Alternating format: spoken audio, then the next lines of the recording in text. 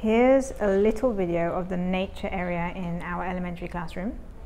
So the idea of this area is that the children can collect anything natural that they find when they're outside, and they can bring it into the classroom, put it on our nature area, and then they can use that for research or classification and so on. So on this side we have a selection of different shells, and most of these shells were actually found locally in the beach near us. This is something that I found recently when I went to the beach with my husband, and I was really pleased because it's really large.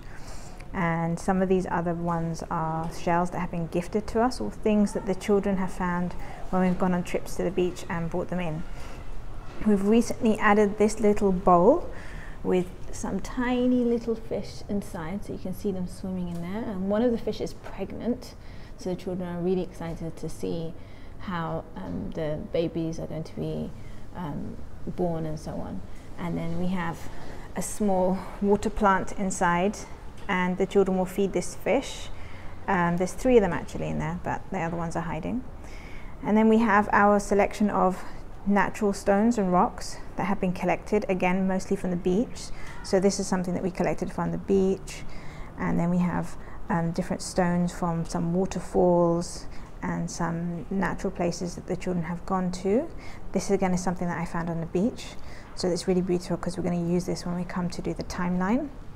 And then I have an amethyst stone, and I have some natural gemstones over here, and this has been something that's really interested the children, so I decided to bring in my full set, and I have my natural rocks and minerals over here. So I have 75 stones in total, and they're stored in this really lovely storage box, and each one is labeled with the name of the stone and where it came from. This is actually a set that belongs to my son, because when he was in the elementary classroom he was fascinated by natural stones, and so I signed him up for a magazine subscription, and every month he got a rock and he had a magazine that came with it. So the magazines are in here, and I'll show you that in a little bit. And then I also have these identification cards, so the child can match the cards to the rocks and read to find out more information about them. So back on our nature table we have some other stones that have been found or given to us. So this collection is growing. The children will just bring in anything that they've found that they see is worthy of this table. And we have a little water plant on this side, and then we have a dragonfly that was found dead in the classroom, and we have a moth that one of the teachers found in her home that was already dead, so she brought it in, and we've just used a regular pin, and we've stood them up like that so that it's easier for the children to observe. This flower is something that's just been added today when the children were doing dissecting flowers. I then have some specimens of insects. We actually have lots of these, but I haven't put them out yet. So I'm waiting for the interest in the rocks and minerals to die down before I bring out my other specimens for the different insects that we have. And there's some leaves, some seed pods.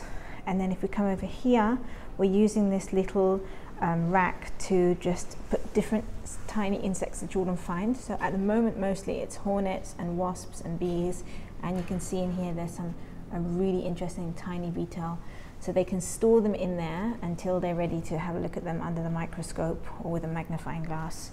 We also have some cacti, just to add a little bit of green in here. And then we have a real bird's nest, and that is a real egg that was found by one of the children, so we placed that in the nest there.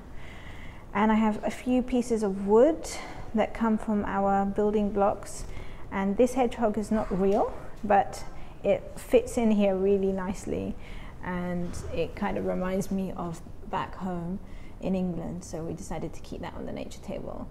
And then along here I have some more wood, and then we have some feathers that we're slowly collecting.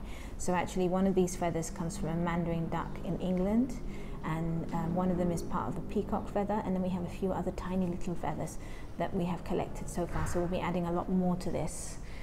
And right in the middle we have a beautiful plant, and so as you can see, this nature area is full of all sorts of natural things, This is usually one of the places that the children will come in and have a look at straight away when they're visiting the classroom, because there's so many fascinating things on here. And as the years go on, this area will grow and it will turn into some little nature museum where the children can come, they can keep things, they can research them, they can classify them, they can find out more about them.